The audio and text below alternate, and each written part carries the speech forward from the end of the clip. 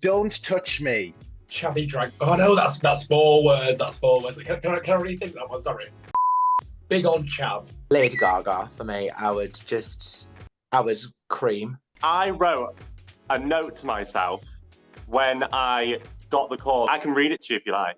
Today's the day. Hello, my name is Banksie. I'm from RuPaul's Drag Race UK Series 5, and I'm from the best city in the world, Manchester! Hiya, so my name's Miss Naomi Carter. I'm 23-year-old. I'm from Doncaster, but I'm currently working in Hull.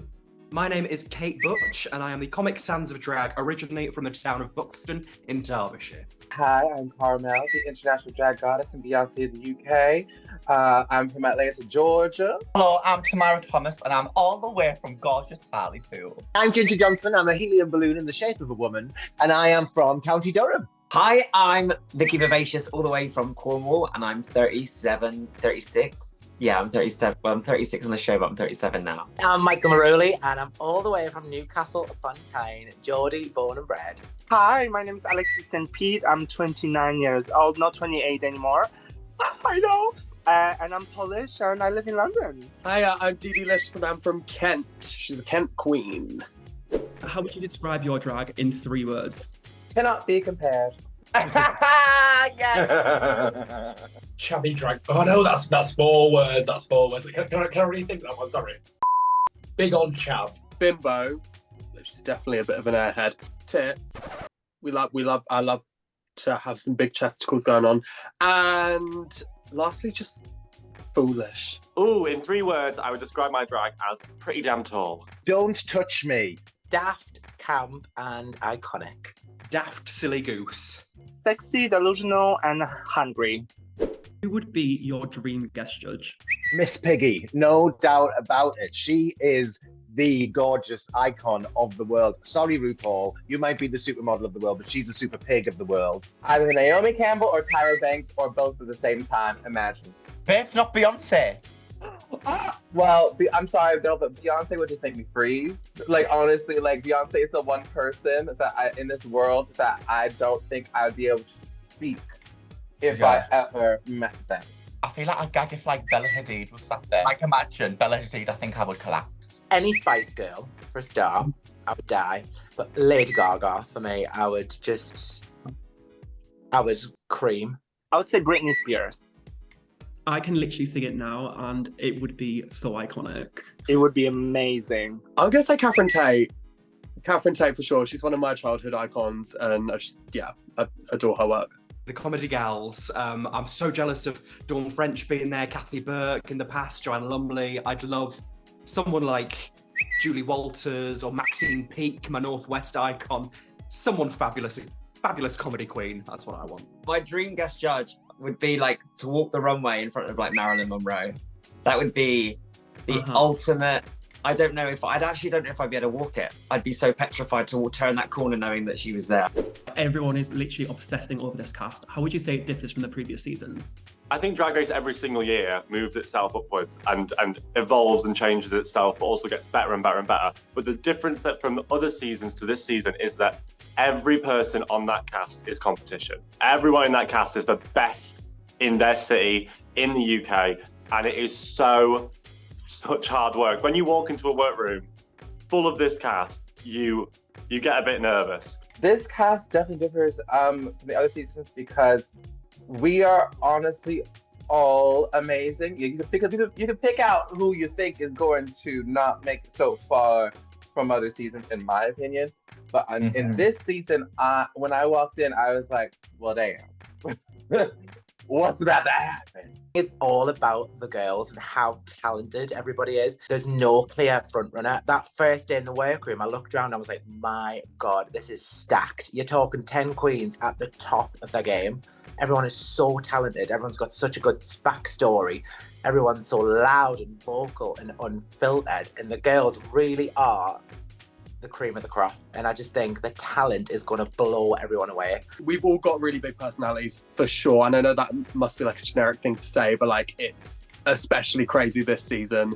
And also looking at it, I feel like we're quite an odd bunch to have together, and which is really good because we get along so well. And yeah, it came together to be an amazing season, which I'm sure you'll see.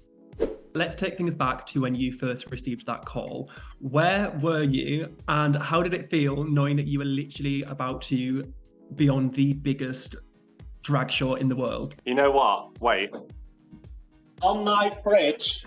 So I wrote a note to myself when I got the call. As soon as it was finished, I wrote a note to myself. And basically, I can read it to you if you like.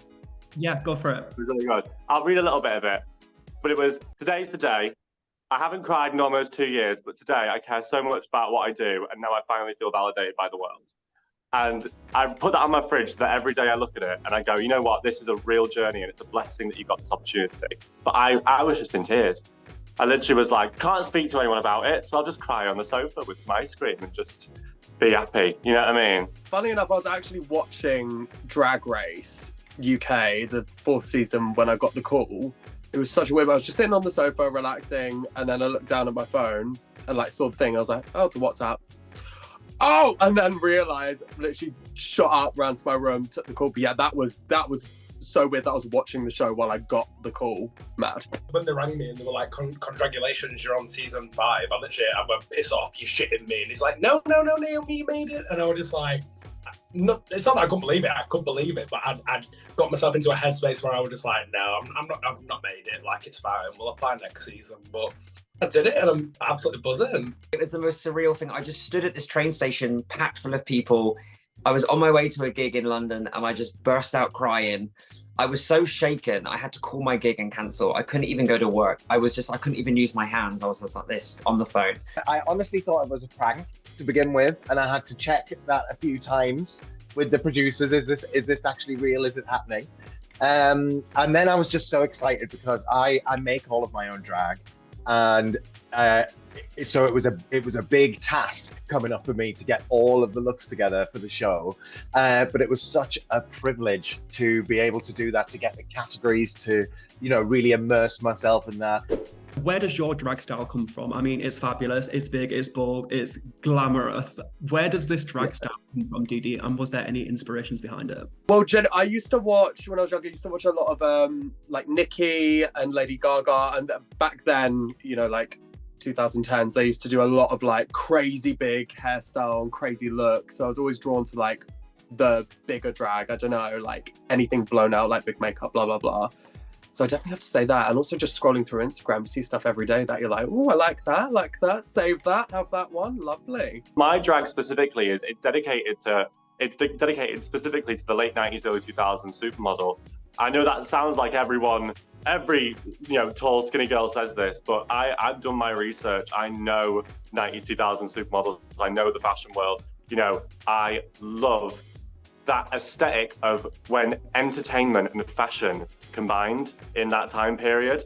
And it was beauty, but it was camp, it was funny, you could make a story. And I think that's what all my drag sort of is it's fashion, it's beautiful, but there's a concept.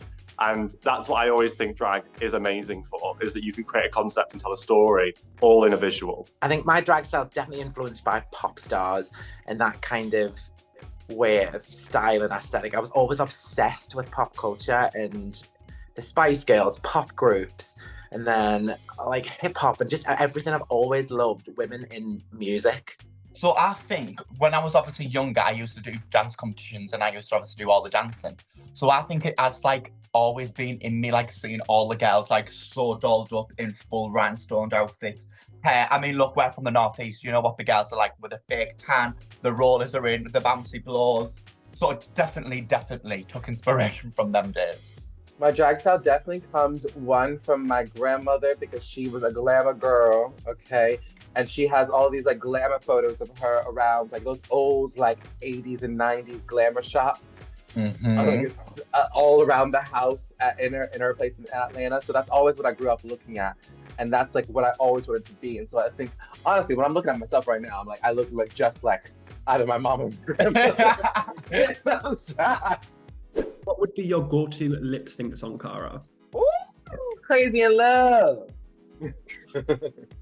Amazing. I've done that song too many times. I would eat everybody up. It would be probably Work Bitch. Yeah, Britney. It would have to be Born This Way. Mm-hmm. And it would go off.